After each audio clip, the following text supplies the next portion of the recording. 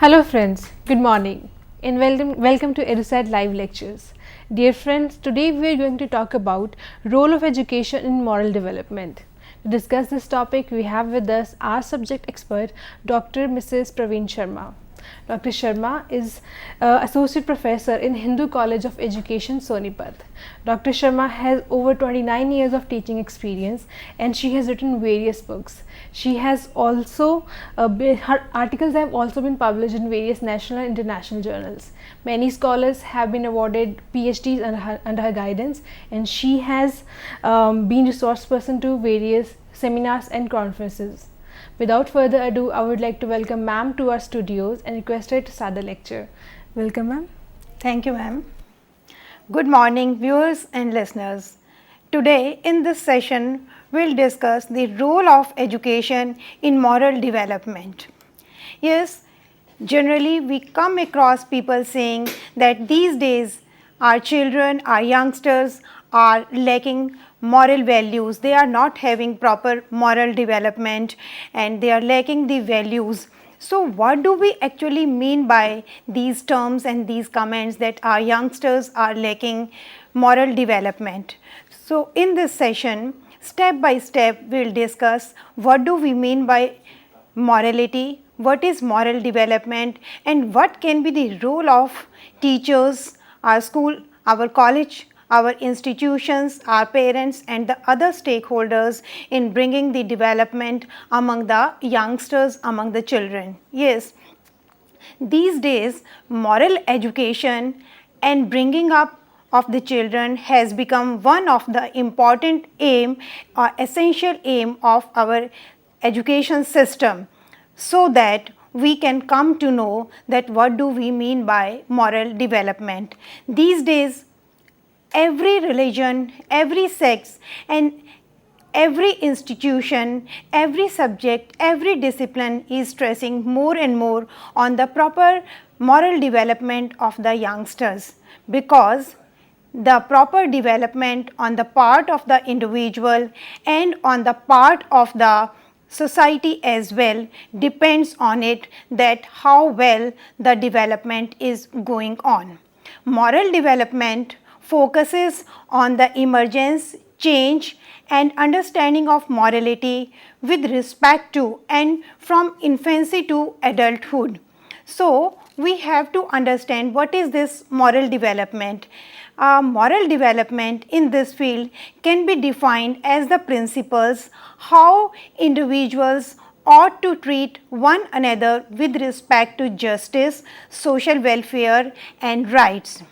In order to understand what do we mean by morality, it is essential to measure their values, their emotions, their sentiments and their behavior which contribute to moral understanding. Now let us step by step understand what do we mean by it. See, development of morality is regarded as one of the important and essential aim for a system of education and the pattern of bringing up the children in almost all the societies and communities in the world. What is morality? Etymologically, the term morality has been derived from the Latin word mores, meaning manners, customs or traditions. Societies and communities from their very birth world have tried to establish ways, manners and norms for helping them to coexist and progress properly in the form of certain moral or ethical codes for being followed by every member of their group. So what we mean by morality? Morality is nothing but a pure conformity to the moral or ethical code of a society on the part of its members. So we can say every society sets its norms, its mores, its manners and every individual, every community has to follow and that conformity of the rules which are set by the society is what we mean by morality, because if one is digressing or one is going away from the track, then we can say that there is lack of morality. So morality is confirming the norms set by the society. Then see in this picture, in this slide, A child is just thinking and the clash in the mind is going on, what should I do? Because I have said right now that when there is clash in the mind, what should I do? Whether I should follow the norms of the society or should go by my own ways, then there goes the clash in the mind. Then one has to decide what should I do. Moral development focuses on the emergence, change and understanding of morality from infancy through adulthood. In the field of moral development, morality is defined as principles how individuals ought to treat one another with respect to justice, others' welfare and rights. See, when I say others' welfare, it means that one has to see that the welfare of the others and rights of the other person in the community is important, and I must pay respect to the welfare and rights of the other person. And if we want to know exactly that what do we mean by individuality, then or the morality, we have to see, we have to go behind it, we have to understand that what are the values, what are the beliefs and what are the behavior and what are the sentiments and emotions which are lying behind it, because all these factors, they contribute to the understanding of morality. Let us see this definition given by Herlock, that to act in a moral way means thus to act in conformity or group standards of conduct. Immorality is failure to conform or behavior directed against the interest and welfare of the group. See, we have to understand this definition in a broader perspective given by great psychologist Herlock, that if one digresses away or one is failure to conform the norms of the society or not following the patterns or mores set by the society, then we define it as immorality. As in the beginning with the first sentence I have said that these days we come across people saying that our youngsters are lacking morality, they don't have moral education, they don't have the values and they are lacking in the sanskars. So what is it? When we find that the individual, any child is not conforming the patterns of the or the norms of the society which has been set by the society, then generally we pass the comment that the particular individual is not having morality. So, in other terms we can say that morality is just conforming to the mores or norms set by the society. Then see in this pic, not in the educational field also, in day to day life we have to choose between so many things. So that is why it is said that ethics is a daily deal. From morning till evening, from birth till death, we have to choose between various things, sometime between two positive things and sometime between one positive or one negative aspect. So we can say that ethics is a daily deal, meaning by the moral development plays its important role in day to day activities. One has to decide this way or that way. Morality is acquired or learned phenomena. Then the question arises, someone may put a question to you that whether morality is acquired by birth or we learn in the environmental phase. Most of the time we come across saying people that the children who have good heredity or good heredity effects, then they are good. It means the effect of the parents are bringing its effect on the youngsters, but generally we say it, but actually the research studies have shown that it is acquired in the environment, because of course some of the values are being transmitted to the children from the parents from generation to generation, but as the child grows in the society, he acquires the experiences, and with the help of these experiences one applies its own sense of judgment or to choose between the two things, this is right or this is wrong. So, these are the experiences of the individual or training or the education of the child which makes the child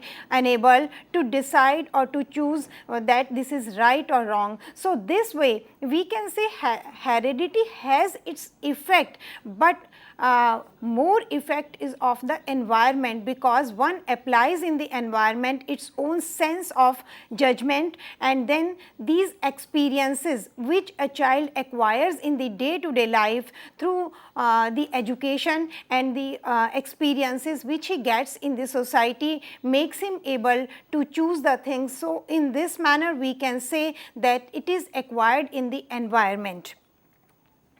What are the levels of morality? First level is the a moral stage. What do we mean by?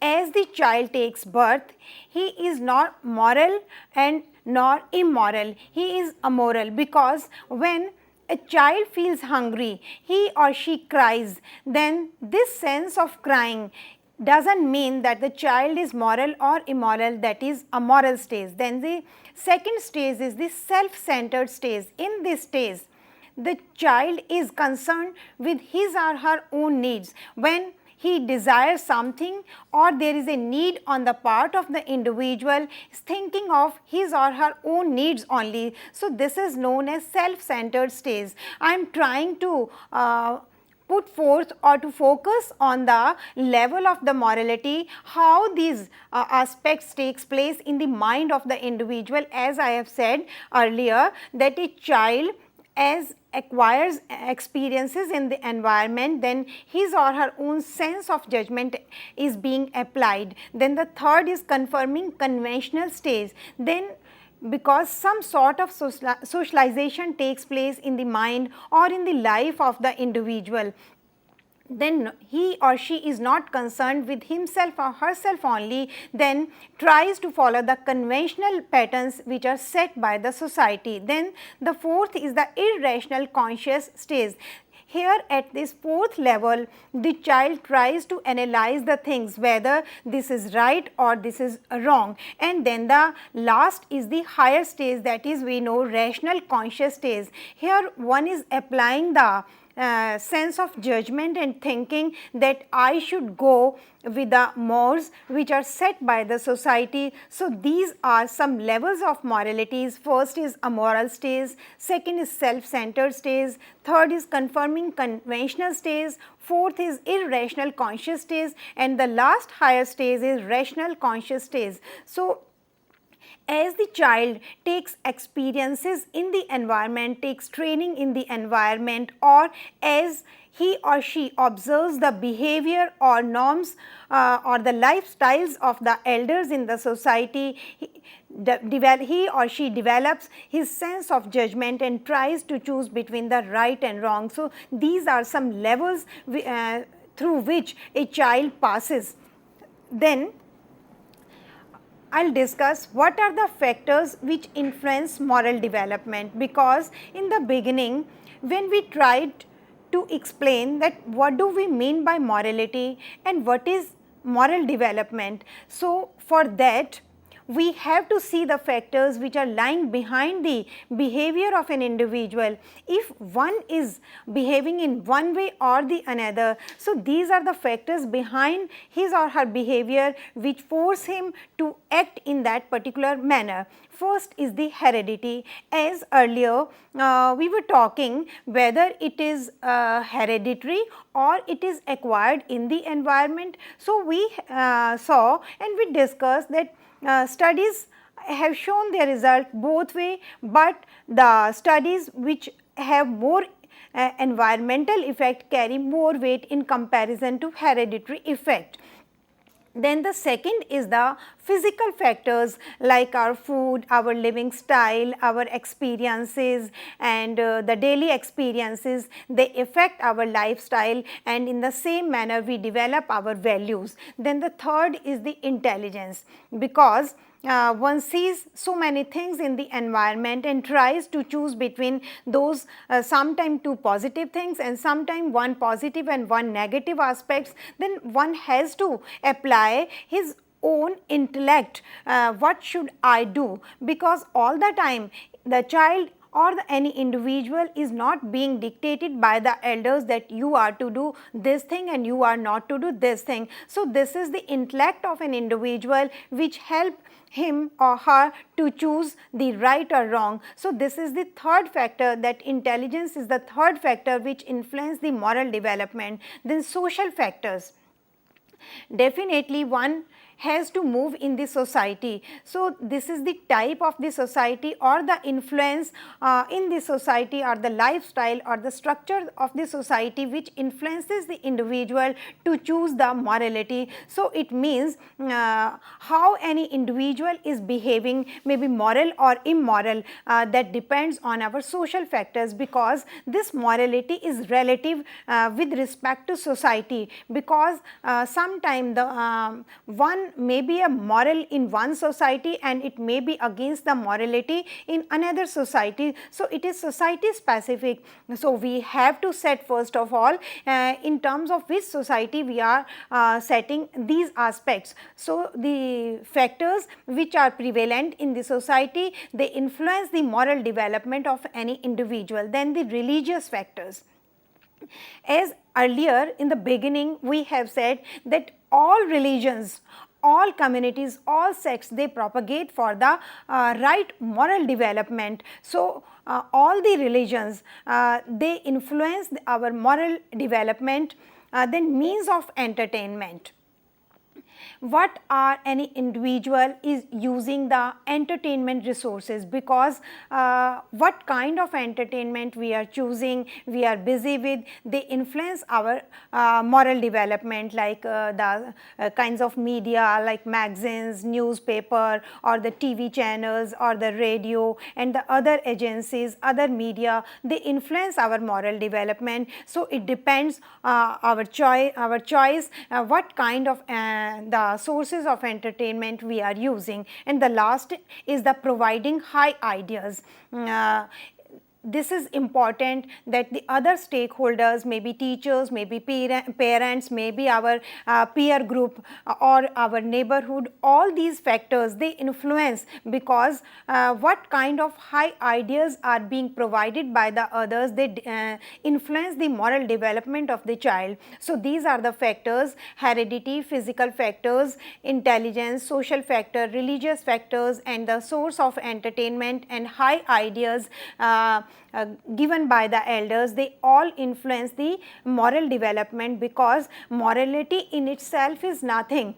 It is all influenced by the other factors which lie behind it. Next is the, see in this pic, home and family impact on the moral development of a child. See in this pic, the parents are quarreling on some issue and child is disturbed. So, from this pic only I want to bring to your focus, to the listeners, to the viewers, that the home environment or the family environment brings a positive or negative influence on the mind of the individual. So, this pic is just enough to tell you or to bring to your kind notice that we should have a good environment at home, because in this way we can provide high ideas to our youngsters. And now, we will discuss some of the theory, but in this session I will take only the Piaget's theory. This is the pic of Piaget. You know, to come to Piaget's theory, I will speak on something like the father of psychoanalysis, Freud, was of the viewpoint that when there is a clash in the mind of the learner, meaning by individual is having his own desires, but when those desires are repressed and replaced by those desires which are set by the society, then what happens? Then there comes a clash in the mind of the learner, because individual wants to fulfill his or her own desires, and society wants something from that person. Then there comes a clash between those repressed desires and the norms set by the society. And further, Skinner, a great psychologist, was also of the viewpoint that these are our external stimuli which influence our behavior, which influence our moral development. Then further, Piaget goes step further and he wanted to bring to it focus that what do we mean by moral development. Piaget sees development as progressing through two broad phases. What are those? Those are heteronomous and autonomous. First is the heteronomous. Here the rules are imposed, morality is not a matter of obedience. In this heteronomous aspect, there comes the three aspects. First is the egocentrism. In egocentrism stage, the child makes his or her own rule. For example, a group of children is playing carom, and if you ask the ringleader what are the rules in your game, then the ringleader may say that I myself frame the rules and everyone in this group, whosoever wants to play in this group will follow my rules. So, this stage is egocentrism, and sometime you might have noticed when the group of children they are playing and some of the children may be of this kind of behavior. When they are about to lose the game, they will just turn away the board. Oh, I am not going to play. It means that child is full of this egocentrism, because the child will make his or her own rule and will play as far as he or she is going to win. And as soon as the child is about to lose the game, may just put off the board, oh, I am not going to play. Then the second is the social relationship with others. Here the individual accepts the guidelines by elders, because in the first stage the child was saying that what are the rules framed by me will be followed in the group. But in this social relationship with others, here the child will accept the guidelines given by elders. Then the retributive justice. Whosoever breaks the law must be punished, maybe from child to elder, meaning by suppose a child is crossing the road with a father and father breaks the rule, the child will expect that the father must be punished for breaking the rule. Then the autonomous stage from 10 and above comes from inside through critically examining the rules. In the heteronomous stage, we saw that the rules are coming from outside, but here the rules are inside through critically examining the rules. Here first is socio-center stage. Here the child takes up the norms of the society, and in the second one, considering rules critically, they select the rules which are accepted by the society. And the third is social justice. Here punishment not for breaking the law, but by seeing the conditions which force the person, because as comparison to the previous one where retributive justice, child wanted that the father, if he broke the rule, must be punished, but here the rule comes from other way, because the other conditions are also kept in mind. Now we will discuss heteronomous and versus autonomous. This is explained by Piaget by giving two examples. For example, in first case study gave the example that a child was called by the mother in a dining room, and child entered in the room rushing, and a jar was placed on the table in the back of the door, and as the child entered the room, the door was hit and the jar fell down. And in the other case, mother was away and the child wanted some toffees from the jar, but jar was placed on the high shelf. He just put himself on the chair and tried to get the things from the jar, and the jar fell down. So what happened in these two cases? Who was the most naughty? In the first case, it was by chance, and in the second case it was a knowing act. So, in these two cases we can say that the second case was the most harmful. So, these are two stages, heteronomous and versus autonomous. So, well, listeners, I hope the talk or the discussion done in the this session must be useful for all, because we can come to know by this discussion that morality is important, and this moral development is being emphasized by everyone, and the theory given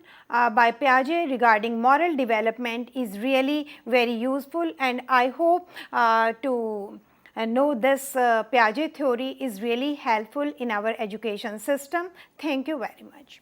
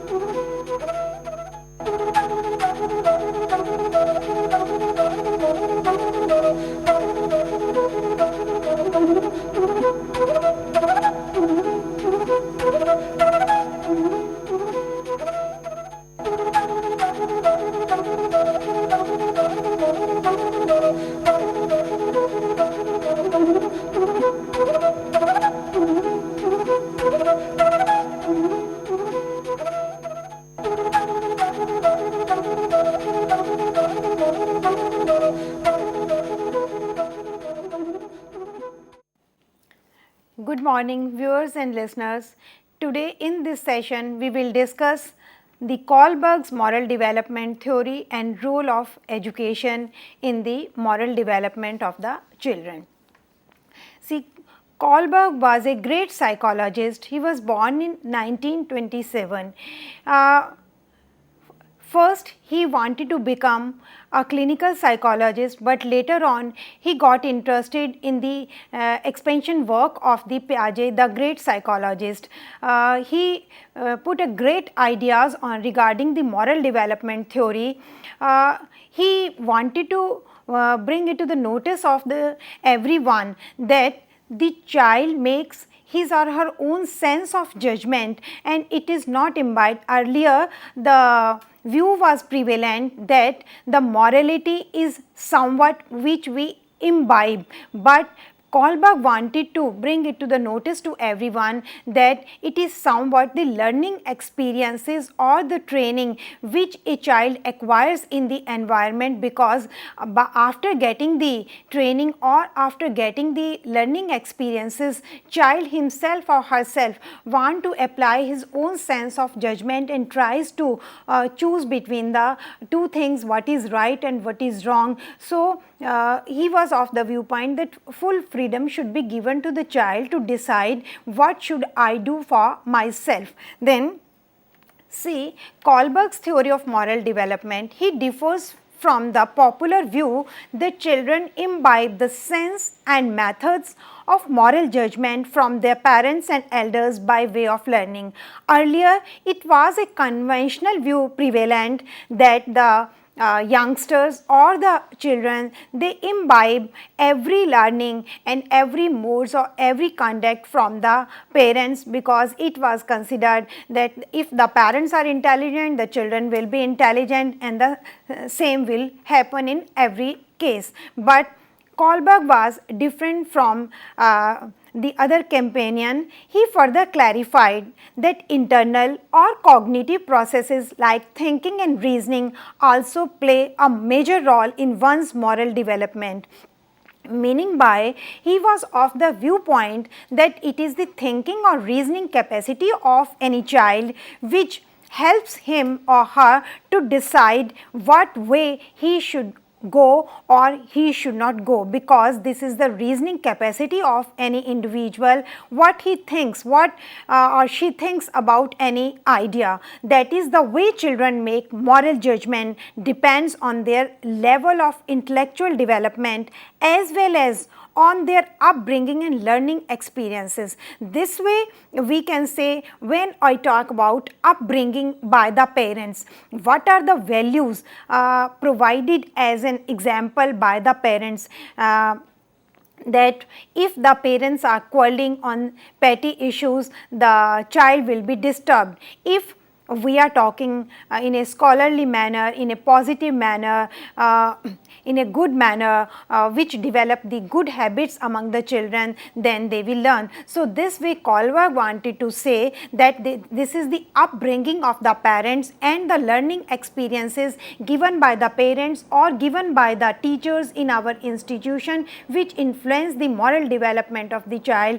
Then he further said, see in this pic, one is to decide to steal or not to steal. Herewith, Kohlberg gave one example.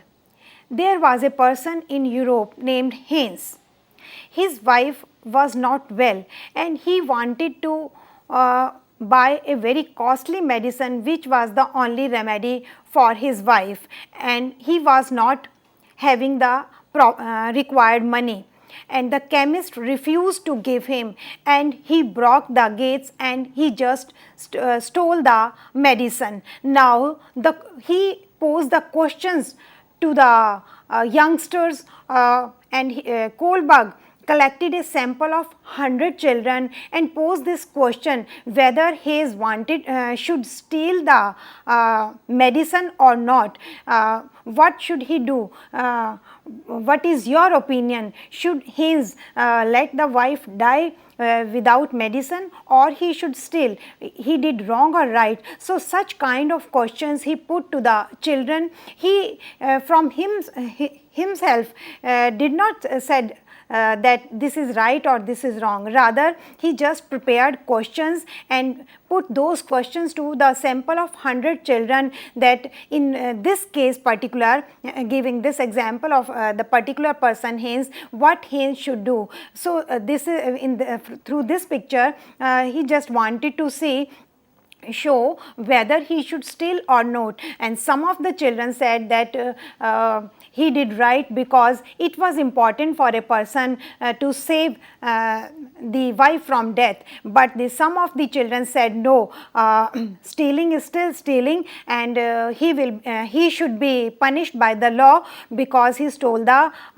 medicine. So, these are some of the different answers by different children, because he just collected the sample from different setup, from different culture, from different society. He himself did not say that this is right or this is wrong, rather he just collected the sample and from them he collected the answers and then asked the children whether this is right or wrong. What do you call this is morality or this is immorality? See, these are the 6 stages given by Kohlberg. First is the pre-conventional morality, is mainly confined around the individuality of the child. Here the morality centers around him or her. He doesn't know, the child doesn't know the desires or of the other person are more set by the society, because the child is concerned with himself or herself. In the first stage, punishment and obedience, here in this stage or this age level,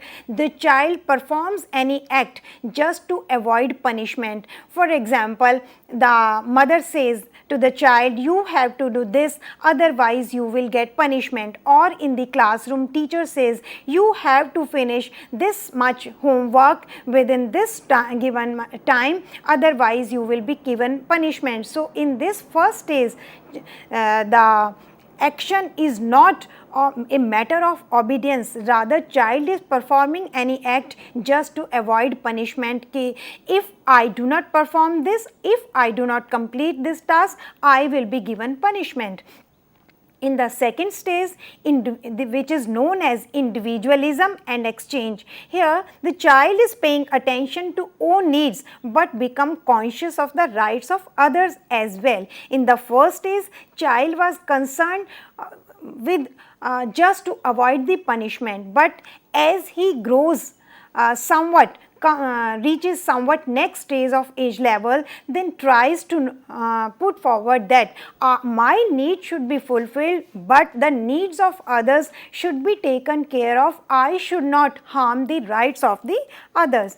And in the second level, conventional morality, here the child develops a sense of morality which is conventional in nature, which is not set by the individual, which is not egocentrism like Piaget has given. Here the child is concerned with the norms of the society also, because the child is concerned with the welfare or rights of the other person in the society also. And in the third stage here, interpersonal relationship, here the child makes efforts to please others. As in adolescent age, the child tries to impress the others by doing best and best, because here at this age level, the individual wants to attract the attention of the others, that oh, I have done so much, I have done good, I must be appreciated by the teacher, I must be given very good in my notebook. So here at this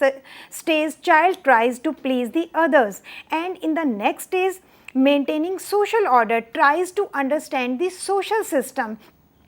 Here the why aspect starts in the mind of the child, because he just questions to the others and question to the himself or herself also, what are the norms of the society and what is the system. Sometimes tries to make a critical analysis of the system also, though yes, I am not agreeing to this system, this is wrong, this is right, because here at this age level, child is concerned with the social system which is prevalent in the society. Then the third level is post-conventional morality. Here the idea of morality is modified and becomes conscious of the social aspect. This stage is reached by crossing the two level by the individual. Here the stage number 5 comes. Here the social contract and individual rights. Here individual accepts the socially established norms, because in earlier, in the third or fourth level, the questions of high and wow were started in the mind of the learner. Why should I do this, whether it is right, whether it is wrong, and why I should follow, what is the benefit of doing this. But here in this stage, individual accept the socially established norms, because here the child is somewhat socialized, and the agencies which socialize the child are influencing in the form of teacher, parents, media, and newspaper and other peer group pressures. They influence the child, and child starts thinking that what are the socially set norms, and I must adhere to these norms set by the society, because I am a part and parcel of the society and must adhere to these norms which are set by the society. Then the last is the universal principle. Here one tries to explore the limits to which the universal principles are applicable, like honesty is the best policy, truth always wins, such kind of values which are eternal, which are universal everywhere. These kind of principles, these kind of values starts in the mind of the learner, and child starts to follow these kind of mannerisms. So these are the 6 stages given by Kohlberg, because he was more interested in expansion work of the Piaget, that the morality is not a matter which comes from outside. You cannot force the child, and the child does not imbibe all the moral values from the parents. Of course, some of the values are imbibed in the child, but later on with the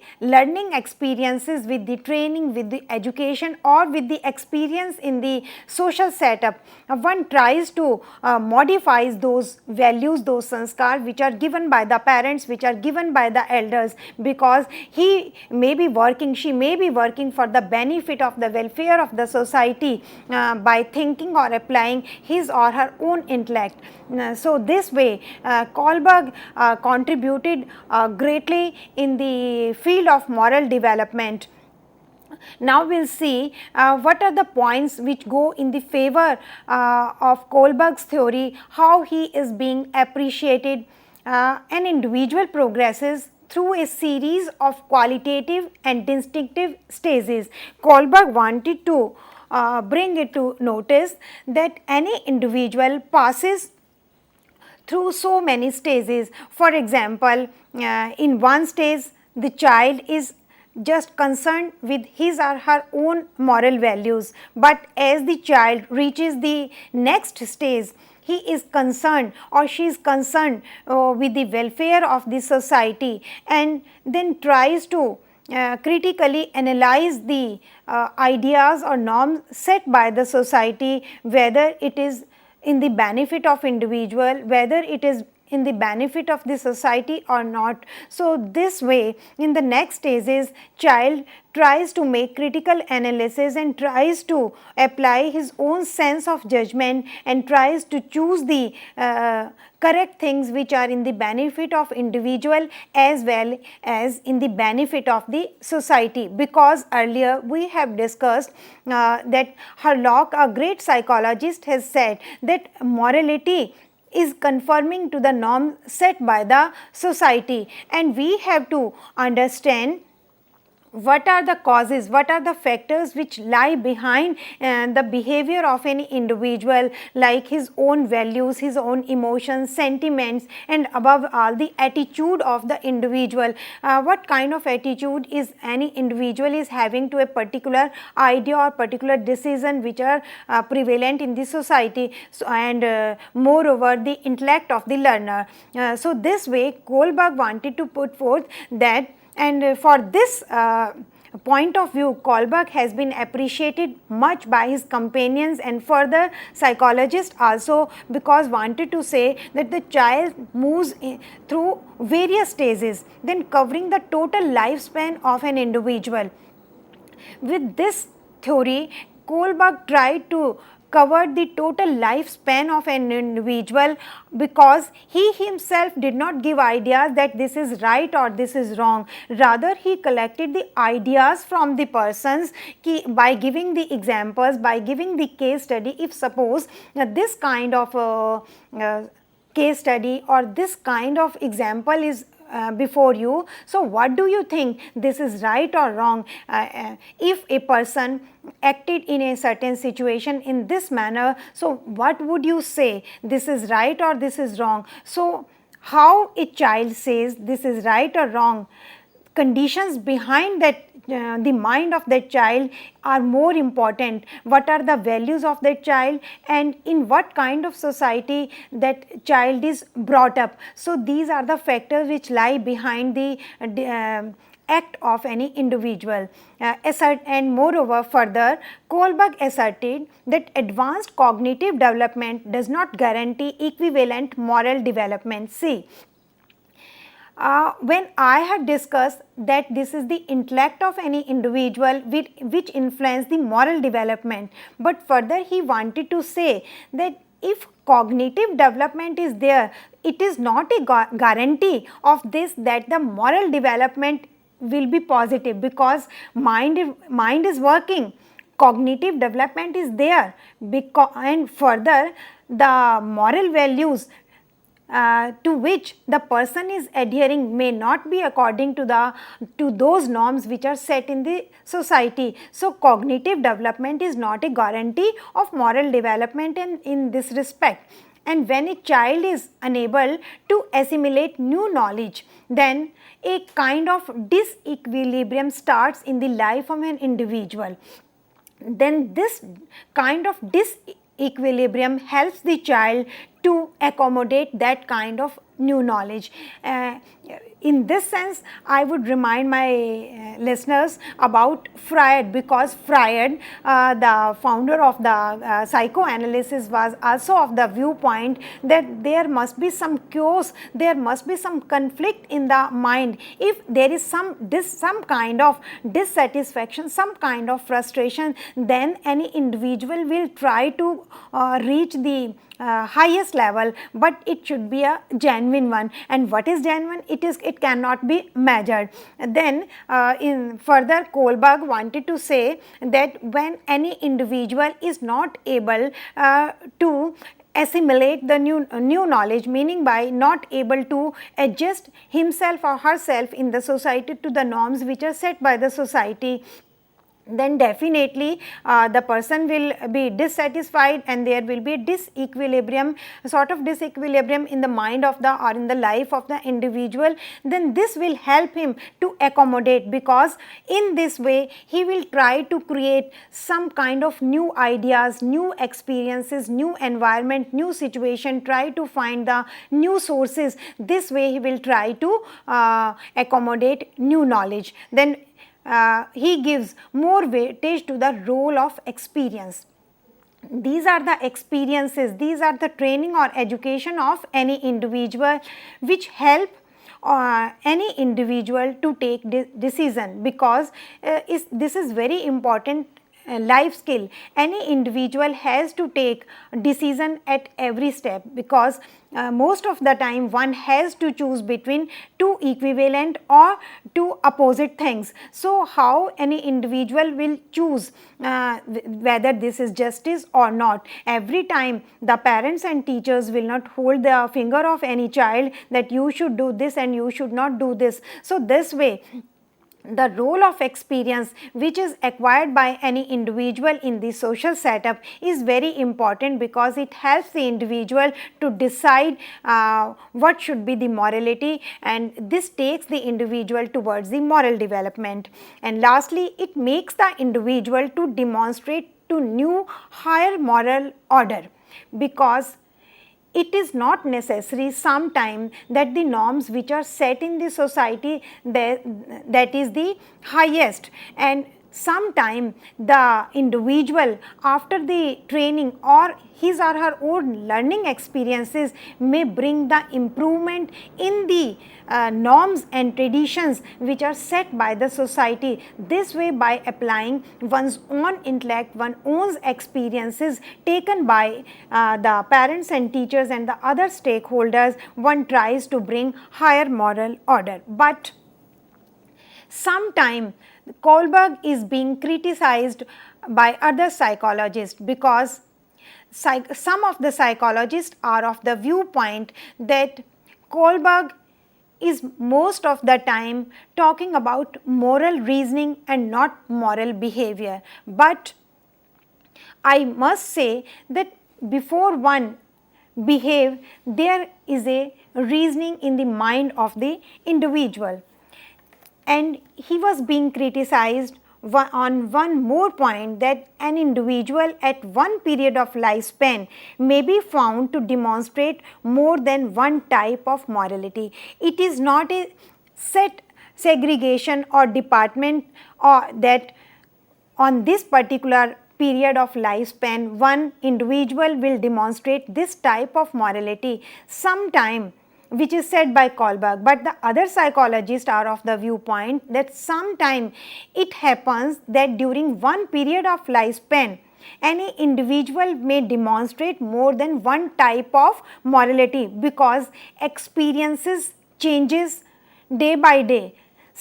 The one day individual is behaving in one manner, and the other way experiences are changed, behavior is changed. So in this way, in this case, it will be seen that during one period of life, individual is demonstrating more than one type of morality. and he was further criticized that he was culturally biased.